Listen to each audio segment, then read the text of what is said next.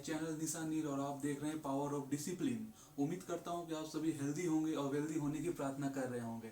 तो आइए इसी उम्मीद से हम आज का वीडियो शुरू करते हैं। तो आज का वीडियो शुरू करने से पहले मैं आपसे रिक्वेस्ट करना चाहता हूं कि आज का वीडियो बहुत ही ज़्यादा इन्फॉर्मेटिव होने वाला है, इसलिए इसको बिना स्किप किए हुए पूरा देखिए। तो आज शुरुआत करते हैं हम शेयर मार्केट के बेसिक की और शेयर मार्केट के बारे में जो मिसकॉन्सेप्शन फैली हुई है लोगों के दिमाग में उसके बारे में बात करते हैं। उसके बाद फिर हम शेयर मार्केट की ओर आगे बढ़ते हैं। शेयर मार्केट में आज भी अधिकतर लोग इन्वेस्ट करने से डरते हैं या उसमें पैसा लगाने से डरते हैं, क्योंकि शेयर मार्केट बहुत ही रिस्की एसेट है। लोग इसमें आने के लिए ट्राई तो करते हैं और आ भी जाते हैं, लेकिन इसको बिना समझे अपना पूरा पैसा गंवा के चले जाते हैं। क्योंकि ऐसा बोला जाता है कि शेयर मार्केट में 90% लोग अपना पैसा गंवा देते हैं और 10% पैसा बनाते हैं। लेकिन ये 10% कौन है? ये 10% वो है जिन्होंने समझदारी से, नॉलेज के साथ और डिसिप्लिन के साथ शेयर मार्केट को समझा, उसमें पैसा इन्वेस्ट किया और सही टाइम पे एंट्री ली, सही टाइम पे एग्जिट किया। उन लोगों ने पैसा बनाया है, और जिन लोगों ने ये काम नहीं किया उन्होंने पैसा अपना गंवा दिया है। तो इसीलिए अधिकतर लोग आज भी विश्वास करते हैं कि शेयर मार्केट में पैसा नहीं बन सकता है। शेयर मार्केट बहुत रिस्की है और शेयर मार्केट एक तरह से जुआ ही है।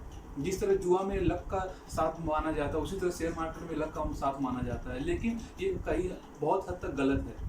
10% किस्मत तो हर जगह पे, आप किसी भी क्षेत्र में जाइए, एग्जाम देने जाइए, पढ़ाई कीजिए या किसी भी एरिया में जाइए, कोई बिजनेस भी कीजिए, अगर उसमें आपका लक साथ नहीं देता है तो लाख मेहनत के बाद भी आपका वो बिजनेस सही नहीं होता है। तो शेयर मार्केट भी एक तरह का बिजनेस ही है, जिसमें अगर आपने समझदारी से फैसला लिया, डिसिप्लिन के साथ काम किया और चीज़ों को समझा, उसे बहुत करीब से जाना, तो आपको ऐसा नहीं होता है। आपके साथ ऐसा ये नहीं होगा जो औरों के साथ हो रहा है। तो जो 10% लोग हैं जो पैसा बनाते हैं, उसी को हम अपना आइडियल मानकर या उसी के नक्शे कदम पे चलकर हम भी खुद को ऐसा सोचें कि हम उस 10% में आते हैं और पैसा बनाने की कोशिश करेंगे। तो सबसे पहले शेयर मार्केट का एक डिज़ाइन जो है वो हम समझते हैं कि शेयर मार्केट अगर जुआ होता या सट्टा होता तो इतने सालों से नहीं चल रहा होता। इसमें इतने बड़े बड़े स्कैम भी हुए हैं, इसमें बहुत सारे घोटाले भी हुए हैं, इसमें बहुत सारे अप्स एंड डाउन हुए हैं, रिसेशन आई है, मंदी आई है, इकोनॉमिक स्लो डाउन हुआ है, फिर भी शेयर मार्केट आज भी उसी जगह पे है जहाँ पर वो आज से 30 साल 40 साल पहले था। अगर ये सट्टा होता तो आज ये ऐसी जगह पे नहीं होता। तो हम ये समझते हैं कि शेयर मार्केट का डिजाइन ऐसा क्या है, या शेयर मार्केट में ऐसे कौन सी डिजाइनिंग की गई है जो अभी तक वो स्टेबल है या अभी तक वो एग्जिस्ट कर रहा है। तो शेयर मार्केट का अगर हम पैटर्न को देखेंगे कि अगर हम पिछले 20 साल 25 साल का अगर चार्ट उठाकर देखेंगे, वो चार्ट में आने वाले समय में आपको शो करूंगा। लेकिन अभी पहले इन्फॉर्मेशन के लिए बस इतना बता देता हूँ कि शेयर मार्केट अगर आप उनका चार्ट उठाएं, शेयर मार्केट का चार्ट उठाएं, तो 20 से 25 साल पहले से आज के टाइम में अगर आप कैलकुलेट करेंगे तो उसका रिटर्न पॉजिटिव ही हुआ है। 20-22 साल पहले शायद जो निफ्टी है वो 5,000 4,000 3,000 के आसपास रही होगी, और आज निफ्टी 16,000 के आसपास चल रही है। तो अगर लॉन्ग टर्म में देखा जाए तो स्टॉक मार्केट या शेयर एक ऐसा एसेट है या ऐसा सेक्टर है जहां पर लोगों ने इन्फ्लेशन को बीट करके अपने पैसे को आगे बढ़ाया है। यानी जितना उन्हें अदर सिक्योर इन्वेस्टमेंट ऑप्शन में नहीं मिलता है, उससे ट्रिपल या 4 गुना 10 गुना भी उन्होंने रिटर्न कमाया है। कई कई ऐसे लोग हैं जिन्होंने 10,000 50,000 लगाया है, वो आज के समय में 1 करोड़ के मालिक हैं। ऐसे बहुत सारे एग्जाम्पल आपको मिल जाएंगे जो ये बताते हैं कि शेयर मार्केट लॉन्ग टर्म में बहुत ही अच्छा गेन देता है, बहुत ही अच्छा रिटर्न देता है। तो हम लोग जब शेयर मार्केट में एंट्री करेंगे तो हम लोग लॉन्ग टर्म और शॉर्ट टर्म दोनों पर्सपेक्टिव से एंट्री करेंगे। जिस समय एंट्री करना होगा उस समय मैं इस बात को बताऊंगा। लेकिन अभी ये है कि बस ये जानना है कि शेयर मार्केट में अगर आपको बनना है तो लॉन्ग टर्म के लिए रहना होगा, और अगर शॉर्ट टर्म में भी आप काम करते हैं तो उस समय आपको पेशेंस और डिसिप्लिन के साथ रहना होगा, ताकि आप ये शेयर मार्केट में खुद को प्रूव कर सके और इससे बहुत अच्छा खासा रिटर्न जमा कर सके या बना सके। शेयर मार्केट बहुत ही रिस्की एसेट है, तो इस रिस्की एसेट में हमें सेफ्टी के साथ उतरना होगा। तो इस सेफ्टी के बारे में पहले हम बात कर लेते हैं कि हमें शेयर मार्केट में कितने से शुरू करनी चाहिए, कितना अमाउंट हमें इसमें डालना चाहिए, या कितना पैसा हमें अपने एक डीमैट अकाउंट में कर ये डालना चाहिए। तो सबसे पहले बात यह है कि हम उतना ही पैसा या उतना ही अमाउंट हम डालें जिसके खोने के बाद हमें रात में नींद अच्छी सी आए और हमारा हार्ट बीट भी ना बढ़े। अगर आपने 5,000 लगाए हैं, मान के चलिए कि वो आपके डूब गए, तो उस 5,000 के डूबने के बाद से ऐसा ना हो कि आपकी रातों की नींद खराब हो जाए या आपका हार्ट बीट बढ़ता जाए, आप बहुत टेंशन में आ जाए, प्रेशर में आ जाए। तो आप अपना रिस्क कैपेसिटी आप देख लीजिए कि आप कितना पैसा डुबाने को तैयार हैं, क्योंकि ये आपके लिए बिल्कुल नया फील्ड है। बहुत सी चीज़ें आपके साथ नहीं होगी जो आपने कभी देखी नहीं होगी। आपके इमोशन के साथ इसमें खिलवाड़ किया जाएगा। कभी कभी ऐसा होगा कि आपके 5-6 बन गए, 7,000 बन गए, 8,000 बन गए, और अचानक से वो 8,000, 4,000, 3,000 में बन सकते हैं। तो इन सारे अप्स एंड डाउन को लेके आप मेंटली प्रिपेयर रहिए और इतना ही पैसा लगाइए जिसको आप बर्दाश्त कर सकें। ऐसा नहीं कि आपने आज शेयर मार्केट के बारे में जाना और तुरंत कल किसी से उधार लिया, बैंक से लोन लिया और सारा पैसा इसमें डाल दिया और गवा दिया। तो ये मैं एक रिक्वेस्ट करूंगा कि आप अपनी कैपेसिटी देख लीजिए, आप कितना से स्टार्ट कर सकते हैं। और दूसरी बात, कभी भी शेयर मार्केट में पैसा उधार लेकर, लोन लेकर ये इसमें इन्वेस्ट मत कीजिएगा, क्योंकि बाई चांस आपके पास बहुत सारा नॉलेज भी है, आपने उधार लिया, लोन लिया, लेकिन सर्टेन कुछ ऐसी कंडीशन आ गई कि उस टाइम पे आपका पूरा पैसा 50% या 40% हो गया और आपको पैसे की जरूरत पड़ी, तो आप लॉस में उस चीज को निकालेंगे। अगर वही आपका सेविंग रहेगा वो पैसा, तो आप उसको कुछ दिन तक होल्ड करके रख सकते हैं, ताकि जब मार्केट अपने रियल कंडीशन में आए या अच्छे कंडीशन में आए या आप प्रॉफिटेबल कंडीशन में आए, तब आप उसको उस पैसे को निकाल सकते हैं। तो ये मैं डिस्क्लेमर के साथ कहना चाहता हूं कि आप कभी भी किसी और से कर्ज लेकर, लोन लेकर, उधार लेकर पैसा इसमें ना लगाए, या आपके पास ऐसी सेविंग भी है कि जो आपको 1 महीने 1.5 महीने के बाद लगेगी, वैसे पैसे को भी इसमें ना लगाए। क्योंकि बाई चांस अभी जो मार्केट कंडीशन है, अभी जो वर्ल्ड कंडीशन है, कहीं युद्ध हो रहा है, कहीं आपस में खींचातानी चल रही है, बहुत सारे क्रूड ऑयल के दाम में बहुत ज़्यादा गिरावट आ रही है या उसमें पंप आ रहा है, तो ऐसी बहुत सारी कंडीशन है जो शेयर मार्केट पे इम्पैक्ट डालती है। तो ऐसी चीज़ें हैं, तो इसीलिए आप अपने उस पैसे को कभी इसमें इन्वेस्ट ना करें। और सबसे बड़ी बात कि शेयर मार्केट में इन्वेस्ट करने के लिए आपको एक डीमेट अकाउंट या एक अकाउंट होना चाहिए।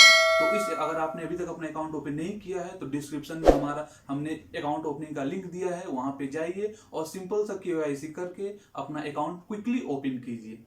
तो आइए बढ़ते हैं स्टॉक मार्केट के बेसिक में। आते हैं हम अपने लैपटॉप की स्क्रीन पे और कुछ स्टॉक मार्केट के बारे में जानते हैं। तो शेयर मार्केट में दो तरह कंपनी है कि NSE है और एक BSE है। NSE यानी नेशनल स्टॉक एक्सचेंज और BSE मतलब बॉम्बे स्टॉक एक्सचेंज। इन्हीं दोनों एक्सचेंज में इंडिया की जितने स्टॉक्स हैं वो लिस्टेड हैं।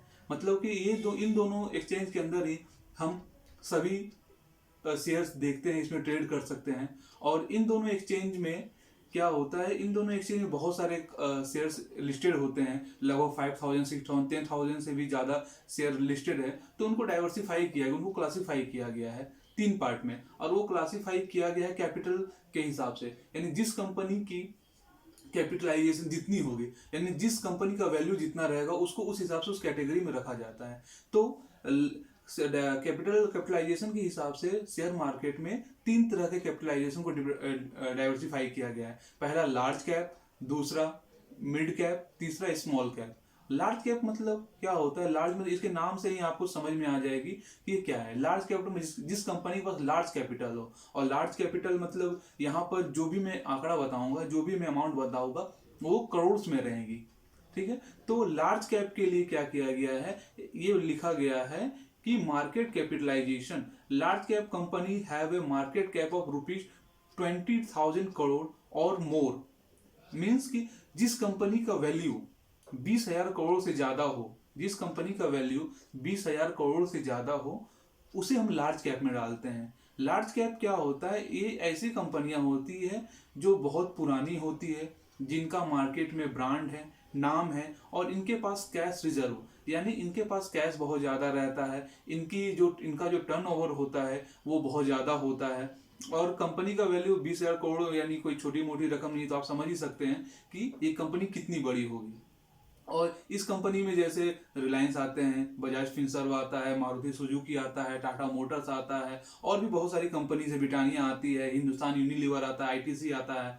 तो ये सब चीज इसमें अंदर है। ये कंपनी ऐसी है कि इस पर आपको फैथ होता है, क्योंकि बहुत पुरानी कंपनी है और कई सालों से इंडियन स्टॉक मार्केट में एग्जिस्ट कर रही है। उसके बाद मिड कैप क्या होता है, आपकी इस नाम से मिड कैप, यानी इसका जो कैपिटल है वो लार्ज कैप से थोड़ा कम होता है, और जो थर्ड हमारा कैपिटलाइजेशन है वो स्मॉल कैप है, उससे थोड़ा ज्यादा होता है। मिड यानी मिडिल कैप, यानी ये लार्ज कैप और स्मॉल कैप के मिडिल में आता है। लार्ज कैप और स्मॉल कैप के मिडिल में ये मिड कैप आता है। और इसका हम ये देखें डेफिनेशन क्या होगा कि the market cap of mid company is between 5 crore and less than 20 crore. यानी जिस कंपनी का मार्केट कैपिटल यानी जिस कंपनी का वैल्यूएशन 5,000 करोड़ से ज्यादा हो और 20,000 करोड़ से कम हो, यानी 5,000 करोड़ टू 20,000 करोड़ के मिडिल में या इस रेंज में जिस भी कंपनी का वैल्यूएशन होगा उसको हम लोग मिड कैप बोलते हैं। और स्मॉल कैप का क्या होता है? स्मॉल कैप यानी सबसे छोटा कैप, बिल्कुल न्यू बॉर्न, मतलब जो कंपनी अभी नई नई आई है या कुछ सालों से मार्केट में काम कर रही है, तो उसे हम स्मॉल कैप कहते हैं। और इसका जो कैपिटलाइजेशन होता है वो 5,000 होता है, यानी 5,000 करोड़ से अगर नीचे आपका ये होता है कैपिटल होता है तो उसे हम स्मॉल कैप में बोलते हैं। तो ये डाइवर्सिफाई करने का कारण क्या है? क्योंकि शेयर मार्केट में इतने सारे शेयर्स लिस्टेड हैं, तो लोग अपने सुविधा के हिसाब से लोग यहाँ पर शेयर मार्केट में रिटर्न कमाने के लिए आते हैं, लेकिन उनको वो थोड़ा सेफ होके भी चलना चाहते हैं। तो जब ये वो इन्वेस्ट करते हैं या पैसा लगाते हैं तो वो तीनों में पैसा लगाते हैं। इसके पीछे का रीजन क्या है कि लार्ज कैप उसके पास कैपिटलाइजेशन बहुत ज़्यादा है, कैपिटल बहुत ज़्यादा है, तो वो एक स्टेबल होता है। अगर उसमें गिरावट भी आती है तो उससे ज़्यादा रिकवरी भी उससे फास्ट आती है। मिडिल कैप क्या होता है कि वो एस्टेब्लिश्ड हो चुका है, उसको और डेवलप करना है, तो इसीलिए मिड कैप क्या होता है वो थोड़ा सा कम रिस्की होता है, क्योंकि वो तो इस्टेब्लिश हो गया और अपने आप को और भी ज़्यादा स्टेबलाइज करने के लिए वो थोड़ा थोड़ा रिस्क लेता है अपनी कंपनी को बढ़ाने के लिए, जिसका असर उसके शेयर प्राइस पे भी दिखता है। लेकिन स्मॉल कैप क्या होता है वो बिल्कुल नया आया होता है और अपने कंपनी को एस्टेब्लिश करने के लिए वो बहुत ही ज़्यादा रिस्क लेना चाहता है, जिस कारण वो बहुत ज़्यादा वॉलेटाइल होता है। यानी स्मॉल कैप में अगर आप पैसा इन्वेस्ट करेंगे तो बहुत जल्दी वो पैसा ज़्यादा रिटर्न बना के आपको देता है, नहीं तो वो बहुत जल्दी नीचे गिर जाता है। तो मार्केट में ये लार्ज कैप, मिड कैप और स्मॉल कैप, इन तीनों में अगर आप फ्रेशर है तो लार्ज कैप के साथ अगर आप शुरुआत करें तो वो ज़्यादा बेटर होगा। साथ में मिड कैप भी रख सकते हैं, लेकिन मैं प्रीफर करूंगा लार्ज कैप, क्योंकि इसमें वॉलेटिलिटी ज़्यादा नहीं होती है, इसमें बहुत स्टेडी ग्रोथ होता है। और स्मॉल कैप में क्या होता है, जिसकी स्मॉल कैप को हम पेनी स्टॉक भी बोलते हैं, इसमें बहुत सारे ऐसे भी पेनी स्टॉक है जिसने 1 का 100 बना के दिया, 10 का 1000 बना के दिया, और इस चक्कर में बहुत सारे लोग इसमें पड़ भी जाते हैं और पैसा गवा भी देते हैं। लेकिन अगर आप बिल्कुल न्यू हैं, फ्रेशर हैं, तो आप ये कर सकते हैं, आप लार्ज कैप के साथ शुरू कर सकते हैं। इस बात को अगर मैं आसान शब्दों में कहूँ तो ये होता है कि जैसे कोरोना पैंडेमिक में आपने देखा होगा मार्केट बहुत ही ज़्यादा नीचे गिरा, उसमें लार्ज कैप भी नीचे गिरे, मिड कैप भी नीचे गिरे और स्मॉल कैप भी नीचे गिरे। लेकिन जब रिकवरी की बात हुई तो लार्ज कैप जो है वो बहुत जल्दी ग्रो किया, मिड कैप उसके साथ साथ बढ़ता रहा, लेकिन स्मॉल कैप में अभी भी है कि वो ग्रो बाकी है देखने को। अभी भी उसमें जो स्टॉक लिस्टेड है वो सरवाइव कर रहे हैं, वो ऊपर नहीं आ पा रहे हैं। तो इससे आपको समझ में आ सकता है कि अगर आप स्टार्टिंग फेज में हैं तो लार्ज कैप के साथ शुरुआत कीजिए, क्योंकि ये भरोसेमंद है और इसमें अगर कुछ अप्स एंड डाउन आते भी है तो वो बहुत जल्दी रिकवर हो जाते हैं। और दूसरी, इन कंपनियों को अगर फैथ होता है तो इनके प्रोडक्ट के बारे में हमें जानकारी होती है, तो इस कंपनी को हम अच्छे से समझ सकते हैं। इसीलिए अगर आप शुरुआत लार्ज कैप से करें तो मेरे हिसाब से बहुत ही ज़्यादा अच्छी बात है।